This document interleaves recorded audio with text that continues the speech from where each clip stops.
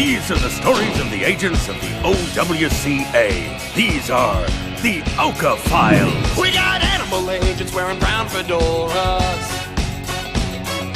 If you're a villain, then you can't ignore us.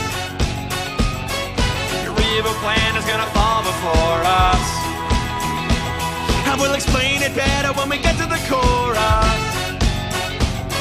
'Cause if you find yourself hanging out on a limb, and your chances of survival are increasingly slim, all the odds are stacked against you and your prospects are grim. Call the organization without a cool acronym. It's the Oka Files.